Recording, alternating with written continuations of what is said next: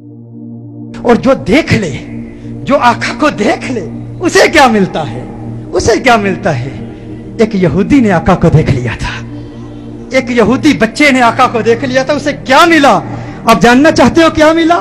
سننا چاہتے ہو؟ ایک یہودی غیر مسلم بچہ ایک مرتبہ اس نے مدینۃ المنورہ میں کونین کے والی صلی اللہ علیہ وسلم کے حسین چہرے کو دیکھ لیا، آقا کے حسن کو دیکھ لیا، چہرہ والضحیٰ کو دیکھ لیا، آقا کی زلفوں کا اسیر ہو گیا، آقا کے پیار کو، آقا کی محبت کو، آقا کے عشق کو، چہرہ والضحیٰ کو، محبوب کے دیدار کو، محبوب کی زیارت کو، چہرہ یار کو آئینے دل میں یوں اتار لیا، دل کے آئینے میں یوں اتار لیا کہ آقا کے عشق میں، آقا کی محبت میں ہر وقت روتا رہتا، گریہ زاری کرتا، آقا کو یاد کرتا۔ ماں باپ کا اکلوتا بیٹا تھا، ایک ہی بیٹا تھا، یہودی تھے ماں باپ اس کے، خود بھی یہودی تھا۔ ایک مرتبہ آقا کے حسن کو دیکھ لیا، آقا کے حسین چہرے کو دیکھ لیا، آقا کی بارگاہ میں اس کا سودا ہو گیا، بازار مصطفیٰ میں آقا کا دیوانہ ہو گیا، آقا کا عاشق ہو گیا۔ ماں باپ کو بتایا نہیں، ماں باپ کو اطلاع نہیں دی کہ میں حضور کا عاشق ہو گیا ہوں، حضور سے محبت کرتا ہوں۔ چپ کے گھر سے چھپ کر کسی بہانے، کبھی بکریاں چرانے کے بہانے مدینۃ المنورہ میں آقا کے حسن کو تلاش کیا کرتا، کبھی مسجد نبوی شریف کے دروازے سے چپ کے آقا کا حسین چہرہ دیکھ لیا کرتا تھا، آقا کے حسن کو دیکھ لیا کرتا تھا، آقا کے حسن کو دیکھتا، آقا کی عظمتوں کے ترانے الاپتا۔ ایک وقت گزر گیا، ایک مدت بیت گئی، آقا کا دیدار نہیں ہوا۔ عشق مصطفیٰ کی تمنا میں، تمنائے دیدار مصطفیٰ صلی اللہ علیہ وسلم میں بیمار ہو گیا، بیمار عشق مصطفیٰ ہو گیا، اس قدر بیمار ہوا، ایسا بیمار ہو گیا کہ بستر علالت کو اپنا بچھونا بنا لیا،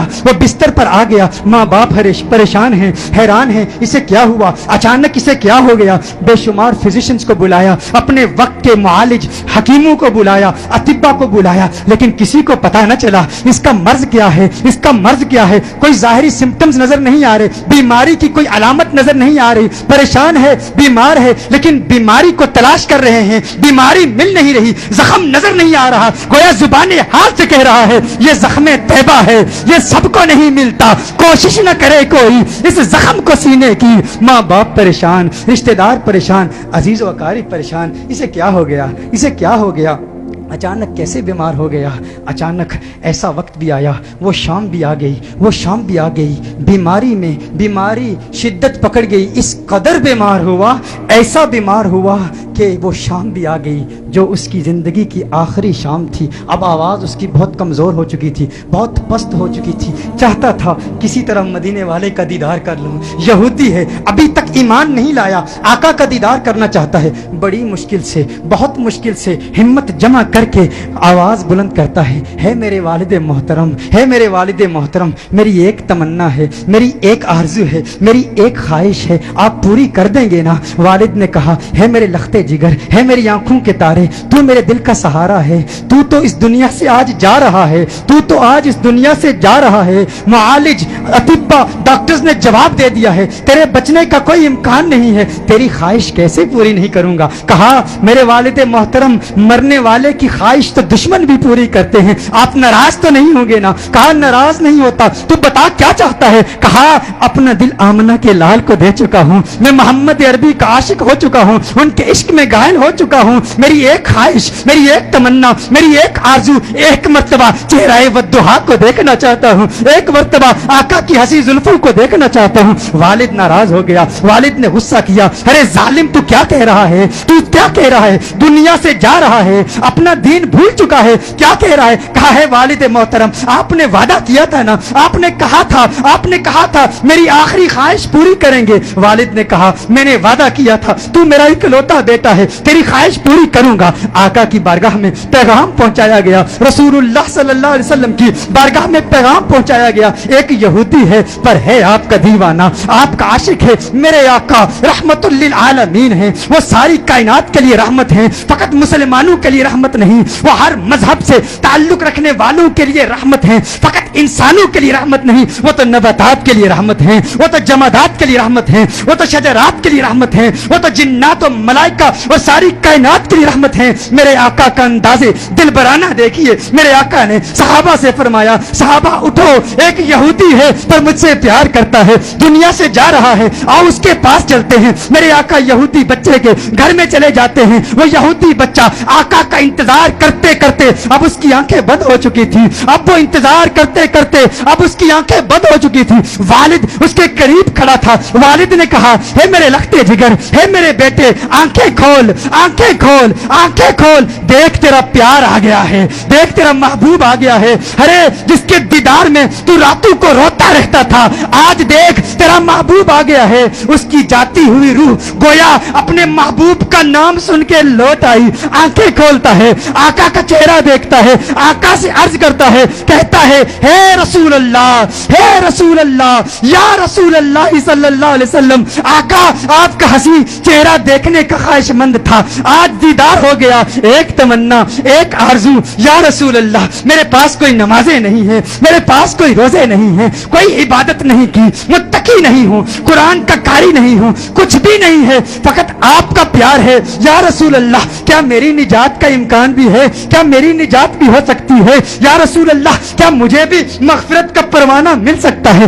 آقا نے ارشاد فرمایا ہاں کلمہ توحید پڑھ، میں تیری نجات کی ضمانت دیتا ہوں۔ وہ آقا کے قدموں میں گر جاتا ہے، آقا کے قدموں میں گر جاتا ہے، آقا کے قدموں میں گر کے کہتا ہے قبر سے، منزل قبر سے لے کر دخول جنت تک آپ کی ضمانت پر کلمہ پڑھتا ہوں۔ کلمہ توحید پڑھتا ہے، جان اللہ کے سپرد کر دیتا ہے۔ والد نے کہا یا رسول اللہ صلی اللہ علیہ وسلم اب اس کی میت مسلمانوں کی امانت ہے، اہل اسلام کی امانت ہے، اب اس کی تجہیز و تکفین کی ذمہ داری آپ کی ہے۔ جب جنازہ تیار کیا جاتا ہے اس عاشق کا، جب جنازہ تیار کیا جاتا ہے اس دیوانے کا، اس عاشق کا جنازہ مدینۃ المنورہ کی گلیوں میں گھمایا جاتا ہے، ہر طرف اسی عاشق کا چرچا ہے، ہر طرف اسی عاشق کے تذکرے ہیں۔ مدینۃ المنورہ کے مضافات سے لوگ جمع ہوتے ہیں اس عاشق کا دیدار کرنے کے لیے۔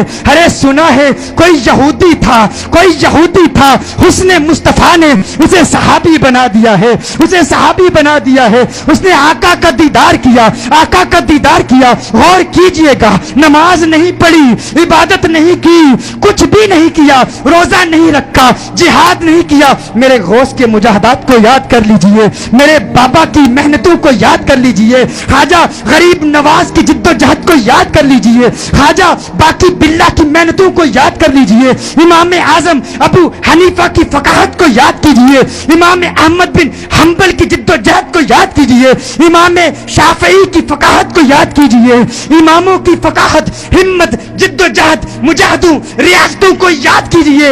وہ سب اس یہودی کا مقابلہ نہیں کر سکتے جو پہلے یہودی تھا اب صحابی ہو گیا ہے، ایمان کی حالت میں آقا کا دیدار کیا۔